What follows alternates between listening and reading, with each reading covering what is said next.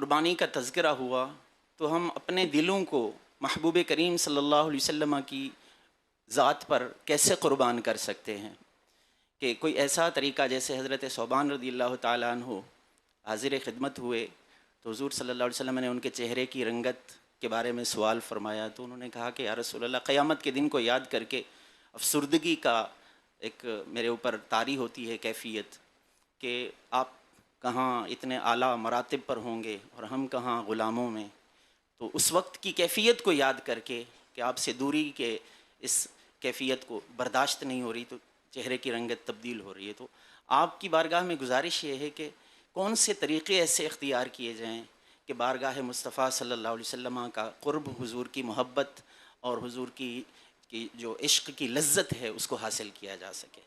المرء مع من احب، کہ جو جس سے محبت کرتا ہے اسی کے ساتھ ہوگا۔ محبت کما حق ہو، محبت ہو تو انشاءاللہ الکریم منزل مقصود حاصل ہو ہی جائے گی۔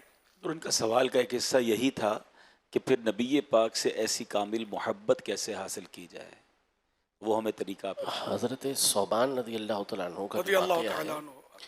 یہ حضرت انس رضی اللہ تعالیٰ عنہ کی حدیث پاک ہے کہ المرء مع من احب۔ حضرت ثوبان رضی اللہ تعالیٰ عنہ کا جو معاملہ ہے وہ یہ تھا کہ جب وہ بارگاہ رسالت میں حاضر ہوئے تو آ کر چہرہ افسردہ تھا، تو نبی پاک صلی اللہ علیہ وسلم نے پوچھا کہ کیوں ایسا چہرہ اترا ہوا ہے، تو کہا کہ گھر میں ہوتے ہیں تو آپ کی پریشانیاں ہوتی ہیں ہمیں کسی طرح کی، تو آپ کی یاد آتی ہے، آپ کی بارگاہ میں حاضر ہوتے ہیں، آپ کا چہرہ دیکھتے ہیں، ساری پریشانیاں ختم ہو جاتی ہیں۔ تو ارشاد فرمایا کہ اب کیوں، ابھی ایسا معاملہ کیوں ہوا یعنی بارگاہ میں تو حاضر ہو، پھر ایسا کیا معاملہ ہے؟ تو عرض کیا کہ قیامت کا دن یاد آ گیا کہ کل بروز قیامت اگر ہم جنت میں داخل ہوئے بھی تو ہم تو کہاں ہوں گے اور آپ اعلیٰ ترین مقام پر ہوں گے۔ تو نبی پاک صلی اللہ علیہ وسلم نے اس پر سکوت فرمایا، خاموش رہے۔ تو اللہ پاک نے پھر یہ آیت مبارکہ نازل فرمائی کہ من یطع اللہ والرسول فأولئک مع الذین انعم اللہ علیہم من النبیین والصدیقین والشہداء والصالحین وحسن اولئک رفیقا، کہ جو اللہ اور اس کے رسول کی اطاعت کرتا ہے یہ ان لوگوں کے ساتھ ہوں گے کہ جن پر اللہ نے انعام کیا ہے، یعنی نبیوں کے ساتھ ہوں گے، شہداء کے ساتھ ہوں گے، صدیقین اور صالحین کے ساتھ ہوں گے، اور یہ بہترین رفیق ہیں۔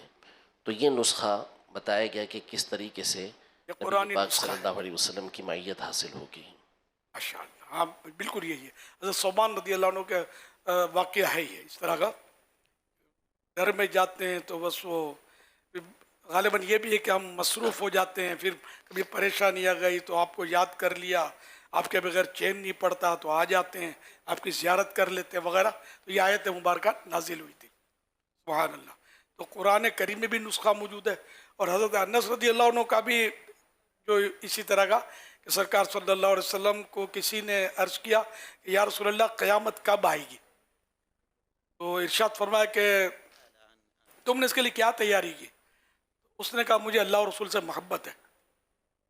سرکار صلی اللہ علیہ وسلم نے ارشاد فرمایا المرء مع من احب، جو جس سے محبت رکھتا ہے وہ اسی کے ساتھ ہوگا۔ اس پر صحابہ کرام میں خوشی کی لہر دوڑ گئی کہ اللہ اور رسول سے محبت تو ہے ہم کو، سب کو تھی، اور ایک سے ایک بڑھ کر یہ۔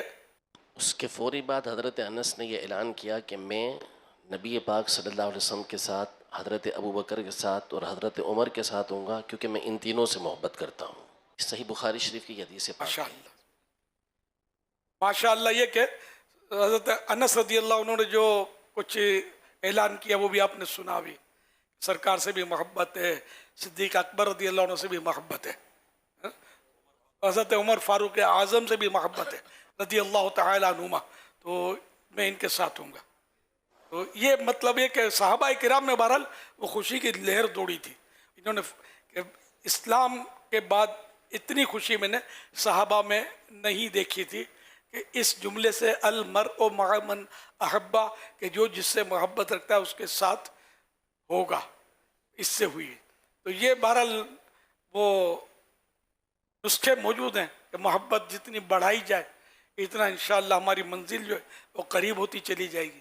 یہ بھی حدیث پاک ہے نا، من احب سنتی فقد احبنی ومن احبنی کان معی فی الجنہ، کہ جس نے میری سنت سے محبت کی اس نے مجھ سے محبت کی، اور جس نے مجھ سے محبت کی وہ میرے ساتھ جنت میں ہوگا۔ اور علماء نے محبت کی سب سے بڑی علامت بھی یہی لکھی ہے کہ نبی پاک صلی اللہ علیہ وسلم کی اطاعت و فرما برداری کرنا۔ تو جو اطاعت کرتا ہے وہی کامل نبی پاک صلی اللہ علیہ وسلم سے محبت کرنے والا ہوتا ہے۔ سبحان اللہ۔ چلو نسخوں پر نسخے مل رہے ہیں، اب اپنا ہے کون؟ ہو پریشان گناہگاروں تم، حشر سے کیوں ہو پریشان گناہگاروں تم، حشر سے کیوں ہو پریشان گناہگاروں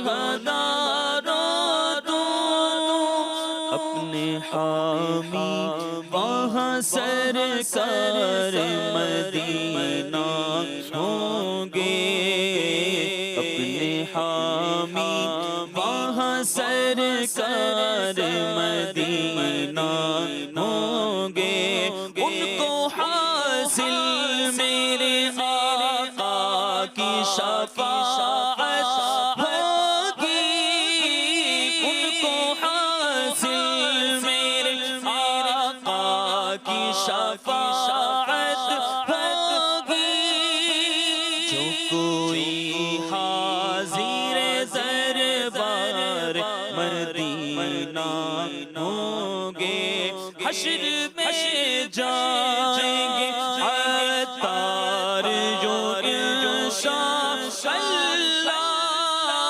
حشر میں جائیں گے عطار جو انشاءاللہ،